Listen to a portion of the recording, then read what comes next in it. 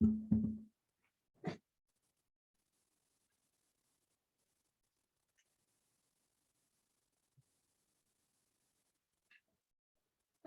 right, good morning, everyone. The meeting is called to order. Mr. Trobman, has anyone signed up for public comment? Thank you very much. Good morning, Ms. Miller. Good morning, sir. How are you? Very well, thanks. Good. Agenda item 3. Yes, sir. We have one case under agenda item 3. It's case number 2737904. This case is on today's docket 19. However, a supplemental information request that was requested by commission offices was not circulated in a timely manner. Therefore, we request to resubmit this case on the next available docket. Commissioner Alvarez? I'm okay with that. Thank you. Commissioner Fine. Anderson, thank Okay. you. Absolutely. Thank you very much, gentlemen. I'm dealing with the concert audio effects we've got going. It's the three amigos. Yes, We're good on that. yes, we're good. Let's now consider tax liability cases under agenda item 4. I think we have one tax case on docket 19. Yes, sir, that is correct. It's case number TD-20-098-01. I'm sorry, 1220. Let me repeat that.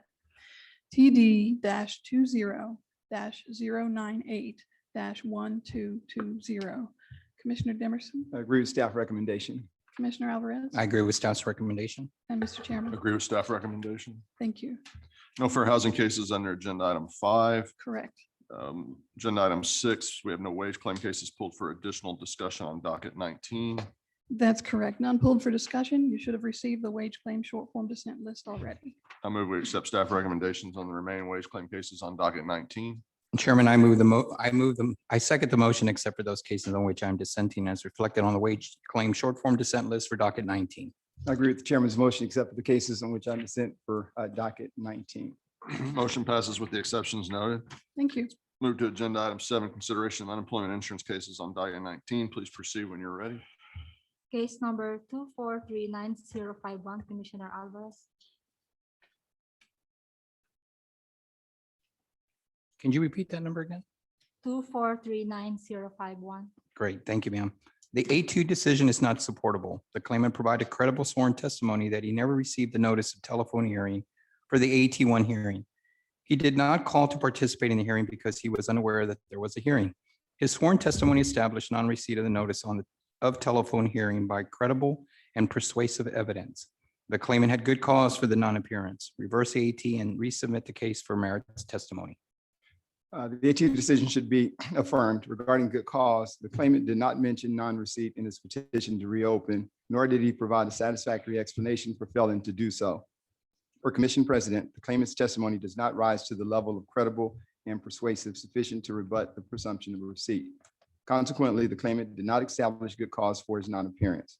As to the job separation, the claimant damaged customer property when he failed to exercise due care in the course of performing his duties. The claimant also refused to provide his identification to the customer after the employer requested that he do so. The claimant knew his job was in jeopardy at the time of these incidents. His negligence and insubordination constituted work-connected misconduct, and we should affirm the AT decision. The claimant did not establish good cause for his non-appearance, misconduct, no chargeback, adequate employer response. Reverse the AT, claimant established good cause for AT1, resubmit.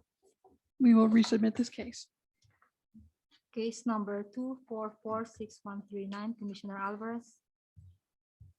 The AT decision is not supportable.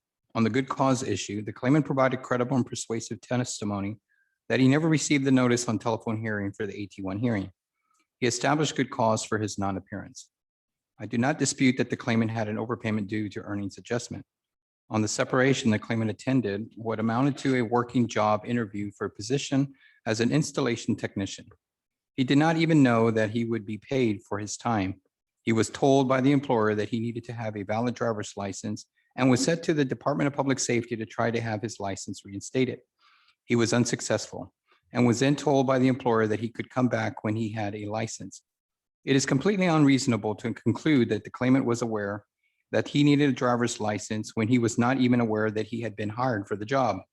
The fact that the employer concluded after the working job interview that the claimant did not meet the requirements for the job does not constitute misconduct connected with the work. To disqualify the claimant under these circumstances essentially discourages participation in this type of hiring process.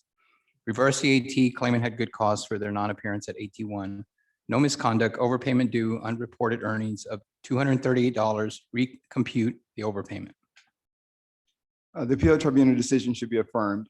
Regarding good cause, the claimant stated that his wife or daughter generally bring in the mail from his home. Neither the claimant's wife nor his daughter appeared to testify about non-receipt of the hearing notice. In the absence of that testimony results in a challenge to the claimant's contention that the hearing packet was never received. Accordingly, the claimant's testimony alone is not sufficient to rebut the presumption of receipt. As to the underlying merits, the claimant was discharged for failing to satisfy a condition of continued employment, which is misconduct connected with the work. We should therefore affirm the AT decision. The claimant did not have good cause for his non-appearance, misconduct, overpayment, earnings adjustment, overpayment. However, even if it is found that the claimant had good cause for his non-appearance, we should modify the AT decision. The claimant stated that he understood his driver's license had to be in good standing. In addition, the employer's response document states that an active license was a hard requirement for the job. As such, the preponderance of the evidence establishes that the claimant was aware of a condition of continued employment with the employer, but nonetheless failed to satisfy it. Such a failure constitutes work-connected misconduct. We should therefore modify the AT decision. The claimant had good cause for his non-appearance, misconduct, overpayment, earnings adjustment, overpayment. Modify the AT, claimant established good cause for AT1, misconduct, overpayment, earnings adjustment, overpayment. Short form dissent. Yes, sir, Commissioner Alvarez. Case number 2560663, Commissioner Alvarez. This case should be reheard. In the claimant's appeal to the commission, the claimant stated that she had difficulty with the delivery of her mail. This statement is sufficient to infer that the claimant never received the AT decision, which caused her appeal to be filed after the deadline. We should rehear this case to determine whether the claimant received the AT decision and that and therefore whether her appeal to the commission should be deemed timely. Rehear. The claimant's CA appeal should be dismissed as late. The claimant filed her CA appeal beyond the deadline to do so. And as there are no good cause exceptions to the timeliness rules, the claimant's appeal should be dismissed, leaving the underlying decision in full force and effect. Valid claim, voluntary leaving, no chargeback, adequate employer response. Rehear. We will rehear the case. Case number 2609982, Commissioner Demerson. The AT decision should be reversed because the record establishes that the claimant resigned. The claimant was notified in January 2020 that he would be laid off from work. However, the claimant negotiated with the employer to continue working for several more months until his Social Security payments became available. The employer agreed, and the claimant set his final date of work. The claimant also confirmed that he would not have worked past March 26, 2020. Under these facts, the claimant should be deemed to have resigned since he was not laid off at the employer's convenience. Rather, the claimant negotiated to alter his final date of work to align with his Social Security benefits. Thus, the claimant should be deemed to have quit without work-connected good cause, and we should reverse the AT decision. Voluntary leaving, no chargeback, adequate employer response. The AT decision, the AT determined the claimant provided the most credible testimony, and the AT is in the best position to determine the credibility of the parties. The claimant was let go due to slow business. Modify the AT, no misconduct, chargeback. Reverse the AT, voluntary leaving, no chargeback, adequate employer response. Short form dissent. Yes, sir, Commissioner Alvarez. Case number 2640348, Commissioner Demerson. The AT decision should be modified. I do not dispute the good cause findings. However, I disagree that the employer should be charged. The employer's initial response established that the claimant worked as a paid intern for the employer for one semester as part of a university program. The internship corresponded with the class that the claimant was taking at the university. The claimant stopped working when the semester concluded and the class ended. This scenario is akin to a work study program addressed in appeal number 98-001-421-10-10-1 12109. Since the internship was not structured to extend beyond the claimant's completion of the class. Just as work-study programs for students are to be encouraged, the same should hold true for university internship programs. Charging employers under these circumstances could dissuade businesses from working with students in higher education programs. As such, the commission should conclude that the claimant voluntarily quit when he completed his class with the university and was no longer qualified to continue the paid internship. We should modify the AT decision. The employer did not establish good cause for its non-appearance, no chargeback. The decision should be affirmed. The employer missed a hearing because they did not check their mail or open the electronic correspondence sent by TWC. As such, the employer has not established good cause for their non-appearance. Regarding the chargeback issue, the claimant was laid off at the end of her internship. The employer is not an educational institution, and the internship was not a work-study program. Therefore, the employer should be charged. Affirm the AT, no good cause, chargeback. Modify the AT. Employer did not establish good cause for AT1, no chargeback. Short form dissent. Yes, sir, Commissioner Alvarez. Case number 2656512, Commissioner Demerson. The appeal tribunal decision should be modified. The claimant quit her job due to medical reasons. As such, the claimant should continue to be qualified for benefits. However, the employer should not be billed based on the nature of the separation. The claimant quit for a personal reason, medical issues. This reason for quitting constitutes an exception to disqualification from benefits, but does not turn the underlying reason for quitting into good cause connected with the work. And since quitting without good cause connected with the work spares the reimbursing employer from being billed, the employer should not be billed in this case. We should therefore modify the AT decision, no voluntary leaving, reimbursing employer not billed. The decision should be affirmed. The claimant had cancer, which required surgery. She was on FMLA, but was given notice that she would be terminated if she did not return at the end of her FMLA leave. The claimant was not able to return to work at that time. She communicated her issues to the employer and was not offered any alternative leave or accommodations. Therefore, the claimant quit due to her medical issue and should be qualified for benefits. Affirm the AT, no voluntary leaving, bill reimbursing employer. Affirm the AT, no voluntary leaving, bill reimbursing employer, memo to investigate claimant's ability to work. I'm a short form dissent, and in light of the claimant's testimony, we should send a memo to UIA and OS to investigate the claimant's ability and availability for work. I have your short form dissent, Commissioner Demerson, Thank and we will send a memo for both issues. Thank you. Case number 2696182, Commissioner Alvarez. The the decision is not supportable. The claimant was discharged for failings of an individual who had previously been assigned to her team. The claimant had informed the employer when the individual was hired that the person was not qualified for the job, and the employer refused to initiate dismissal. The claimant had issued verbal reprimands to try and correct the individual's performance, but was prevented by management from issuing written warnings. In accordance with Appeal number 1893-CA-77, as the claimant did not have the authority to fully reprimand or discharge the individual, she should not be held responsible for that individual's failings. Reverse the AT, no misconduct.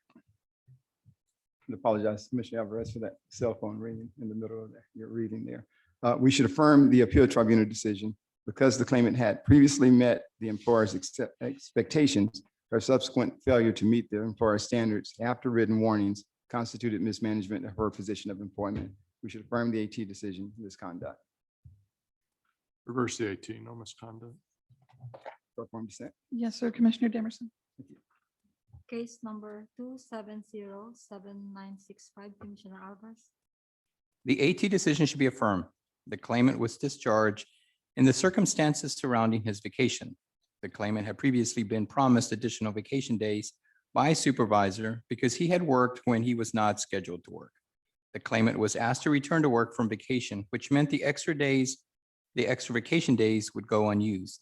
The claimant was understandably upset in his email conversations with the employer, and he also made posts on his Facebook page about the situation. He did not reference the employer or any person by name in his post. The employer has no policy about social media posts. The assistant superintendent ultimately granted the claimant permission to stay on vacation after confirming the extra vacation days had been granted. Per the testimony from the assistant superintendent, the claimant was discharged primarily due to his social media post. Absent an applicable employer policy, the claimant's general social media posts, which do not refer to anyone by name, did not constitute misconduct. Affirm the AT, no misconduct chargeback. We should reverse the appeal tribunal decision. Emails in evidence established that the claimant engaged in unprofessional and insubordinate communication with the assistant superintendent when he was trying to clarify the claimant's approved vacation time. The claimant responded to the assistant superintendent's courtesy and civility with sarcasm, profanity, rudeness, and a personal character attack. Furthermore, the claimant posted derogatory comments about the employer and its leadership on social media.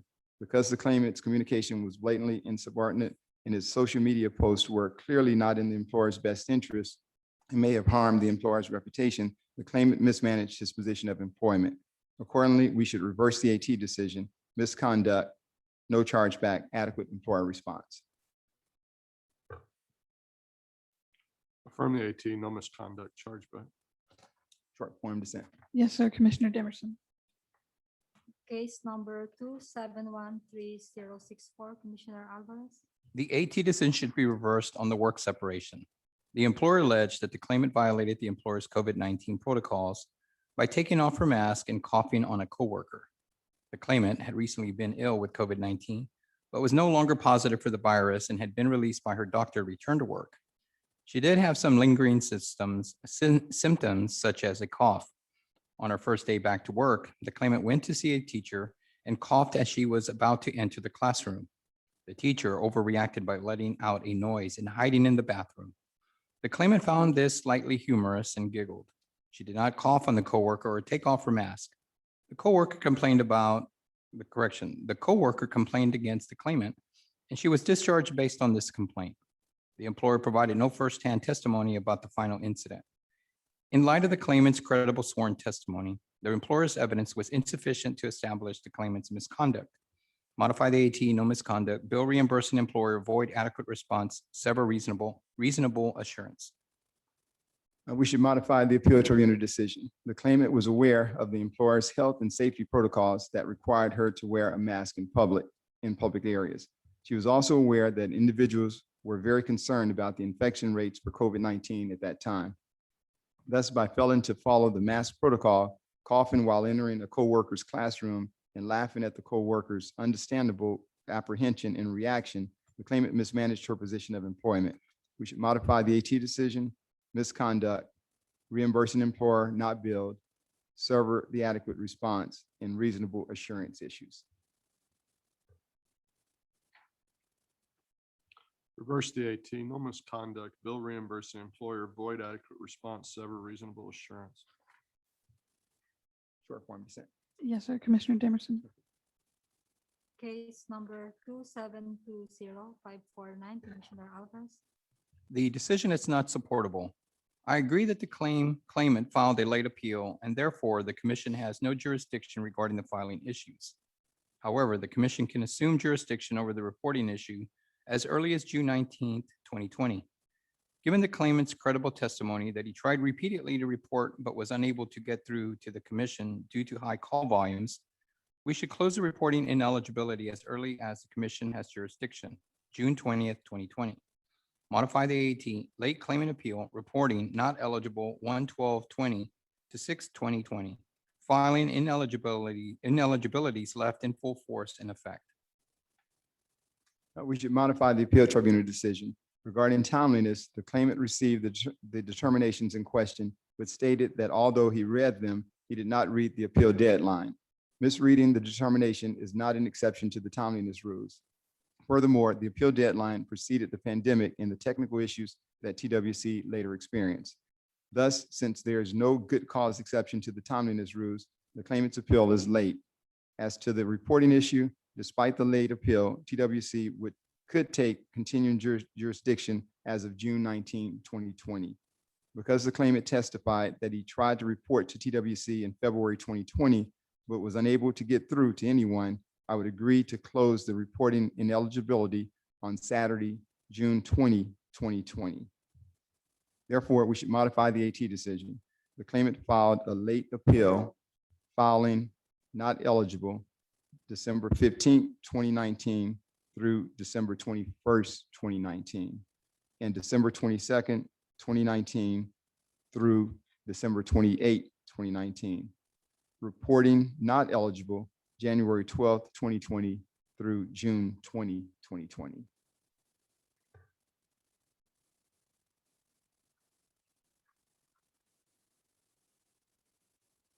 I concur with Commissioner Demerson. Thank you. We have a unanimous decision. Case number 2730558, Commissioner Alvarez. The decision is not supportable. The claimant has provided a doctor's note explaining that she was able to return to work on August 1st, 2020. Although the claimant was released at that time, documentation indicating her release was not provided to the claimant until later because her clinic was undergoing staff turnover. Since the claimant was first released by a doctor on August 1st, 2020, her ineligibility should be closed at that time. Reverse the AT, claimant not able to work from July 26, 2020 through August 1st, 2020. We should modify the appeal tribunal decision. The claimant's testimony is contradicted by her own written statements to TWC. Furthermore, irregularities in the medical documentation submitted create doubts about the date of the claimant's release to full-time work. Thus, because the letter provided by the medical provider on October 1st, 2020 is the most credible evidence of the claimant's release, we should close the claimant's ineligibility the following Saturday. Accordingly, we should modify the AT decision, ability not eligible from July 26, 2020 through October 3rd, 2020. Modify the AT, claimant unable to work from July 26, 2020 to October 3rd, 2020. I believe the majority vote has the ineligibility from July 26th through October 3rd, 2020. Do you have a dissent? Thinking about it. Okay, Short form dissent. thank you, sir. Case number 2737904, Commissioner Demerson. So we skipped one case. What's the number again? 2737904.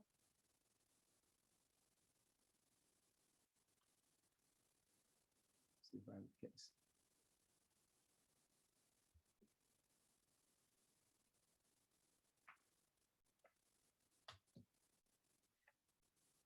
Yes, sir. This is the case that was previously agreed to be resubmitted. Right. So it was no longer a pulled case. It was removed from the pull list earlier last week.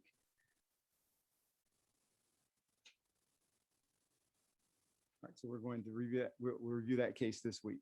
It'll be resubmitted on the earliest available docket. The work is complete. It simply wasn't circulated to your offices. Okay. So this case, 2737904 will come back up. Okay. All right, so am I agreeing with that, or do we need to read in the record? You've already agreed to resubmit the case on a Resubmit, right, future okay. docket, sir. Okay. So what action do we need to take on this particular case? None. The No. action's already been taken. Okay, all right, we're good. Okay, Thank you. go ahead. Case number 2749258, Commissioner Demerson. Okay, we should reverse the appeal tribunal decision. The employer provided an online application to substitute teachers for viewing and accepting open job postings. Using this app, the claimant could pick and choose which assignments to accept. Because it was the claimant's responsibility to take affirmative action to look for and accept assignments, the claimant initiated the job separation when he stopped accepting assignments while work was still available. Because there is no evidence that the claimant stopped working for work-connected good cause, the employer should not bear reimbursement liability. We should reverse the AT decision, reimburse an employer, not bill. The decision should be affirmed. The claimant worked as needed and was separated due to a lack of work. As such, the employer should be billed. Affirm the AT, bill, reimburse an employer. Reverse AT, reimburse an employer, not bill. Short form dissent. Yes, sir. Commissioner Alvarez. Case number 2752966, Commissioner Alvarez. The decision should be reversed. The claimant clearly described there being 6 full-time employees when she was hired and full-time employees working through the end of 2019 and 4 employees in 2020. 4 more full-time employees working during the period and half that the claimant had employed is more than enough to establish liability under section 201.033 of the Act. The employer did not appear, and there is nothing in record to contradict the claimant's testimony regarding the number of employees. The claimant is entitled to wage credits. Reverse the AT, the claimant's work constituted employment.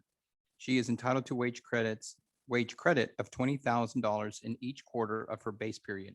3, 2019, quarter 4, 2019, quarter 1, 2020, and quarter 2, 2020.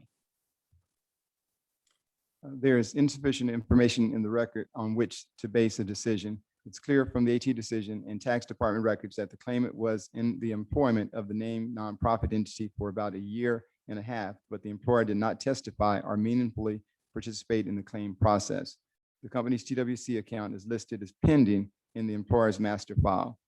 In the Dun & Bradstreet company profile online, it is noted that the organization is based in Texas and has 10 employees in various locations.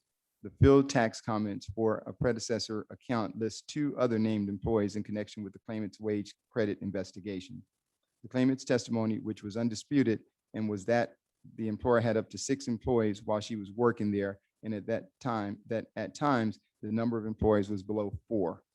Since the employer's liability depended upon having 4 or more employees during at least 20 weeks in a calendar year, the number of employees at various times would be very important.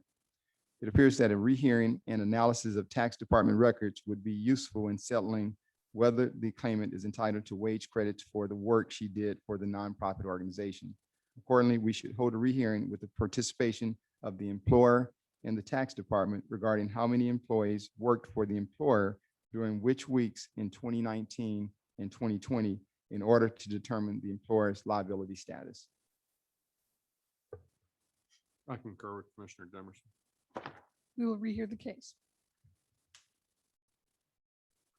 Case number 2761389, Commissioner Alvarez. The AT decision should be reversed. The claimant originally qualified for PUA because he had a job offer that fell through due to the pandemic.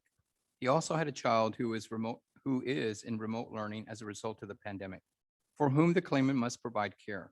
The claimant's unemployment was a direct result of the pandemic, and he should be held eligible for PUA. Reverse the AT, PUA eligible beginning March 1st, 2020. The AT decision is not supportable, even though the claimant's information concerning at-home schooling of the child living with him was not totally consistent. It is clear that the child either does all of his schooling at home or every other day during the week. Either way, the claimant is unavailable for his construction industry jobs with such a pandemic caused school schedule for his child. However, the claimant's general availability for work is in question, so a memo is needed on that issue. Accordingly, we should reverse the AT decision. The claimant is eligible for PUA benefits beginning December 27, 2020. Send a memo to UIA and OS concerning the claimant's availability for work. Affirm the AT. Claim is not eligible for PUA beginning December 27, 2020. We have a majority vote to reverse and qualify the claimant. However, the dates of qualification differ between the 2 commissioners voting. Commissioner Alvarez, you had voted March 1st, That's correct. 2020, and Commissioner Demerson, you voted December 27, 2020. Right. That's a significant difference. And so it doesn't constitute a majority until we have agreement on the date. Can you give me a moment? I'm consulting real quick. Yes, sir.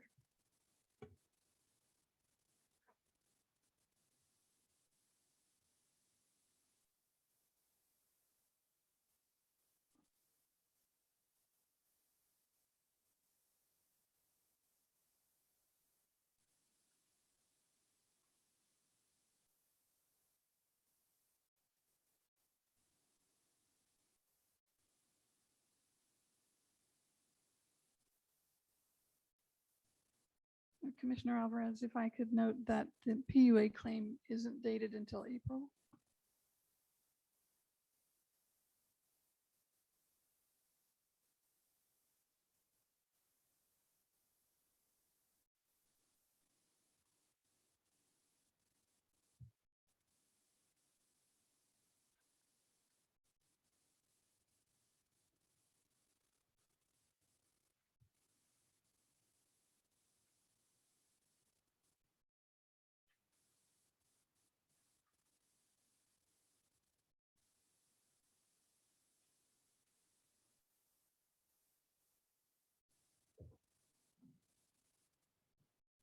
Thank you, Ms. Miller.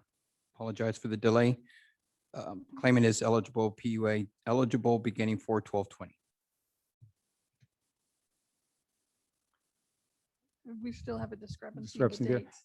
Perhaps what about resubmit to clarify which dates apply to which claims?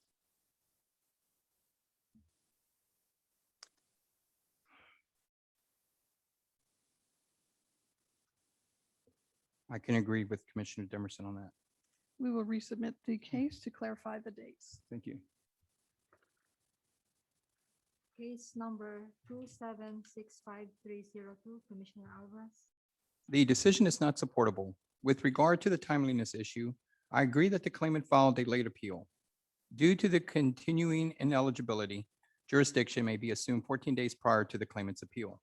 With regard to the underlying issues, the record is poorly developed with regard to the claimant's underlying health conditions. The claimant's appeal in the companion case states that she is HIV positive. The claimant's concern is much more than a generalized concern of catching COVID, and the record should develop with regard to whether a medical professional advised the claimant to quarantine due to her health conditions and to the nature of any conflicts in the workplace. The case should be reheard. The AT decision is not fully supportable based on the current information. I believe that whether a claimant meets the program requirements for PUA benefits is a validity of claim issue that would excuse a late appeal from an initial determination. Thus, the claimant's late appeal should be considered timely. On the merits of the PUA claim, the claimant quit for a personal reason unrelated to the pandemic, and nothing in the record corresponds to the PUA eligibility criteria in DOL guidance. Accordingly, we should modify the AT decision. The claimant's appeal was timely under the validity of claim exception in Rule 32. The claimant is ineligible for PUA benefits beginning September 27, 2020. In the alternative, I could support having this case resubmitted with an analysis from OGC of whether qualification to file a PUA claim is a validity of claim issue or a continuing eligibility issue as found by the AT.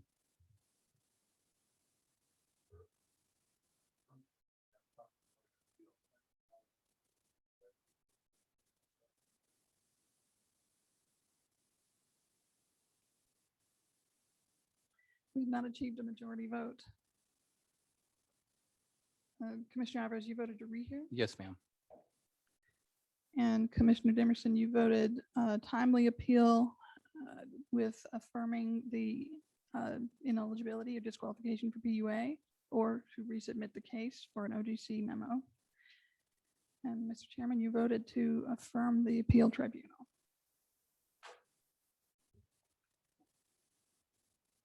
Commissioner Alvarez, you pulled the case.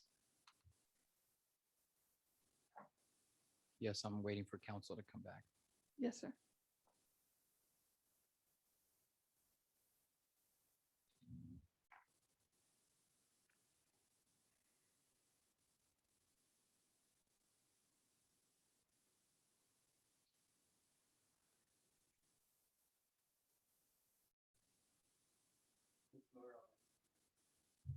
Ms. Miller, on this particular case, I'm still asking for a rehear on it. Yes, sir.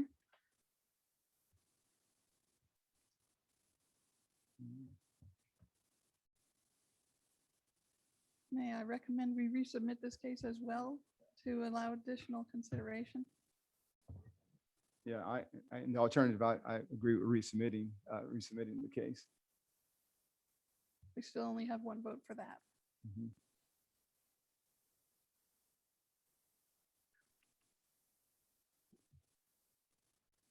Ms. Miller, I would agree to a resubmit. Okay. We will resubmit the case. Case number 2765317, Commissioner Alvarez. The decision is not supportable for the reasons stated in the companion case 2765302. This case should be reheard. And the AT decision is supportable. Her testimony at the AT hearing shows that she quit due to concerns over working at night and also over general risk from COVID-19 infection. The evidence does not show that her workplace at a major retail store was dangerous or that it was not in compliance with the applicable OSHA and CDC health and safety standards. It's understandable that she has fears over safety and health, but the PUA program standards require more than that for eligibility. Accordingly, we should affirm the AT decision. The claimant is ineligible for PUA benefits beginning February 7, 2021. In light of her far-reaching concerns about the risks to her being in a job in public with others, we should also send a memo to UIA and OS concerning her availability for work. From the AT, claimant's not eligible for PUA beginning February 7th, 2021. We have a majority vote on this one. It affirms the appeal tribunal.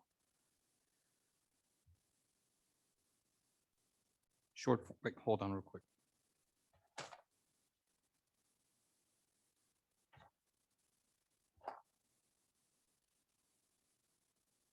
Short form dissent.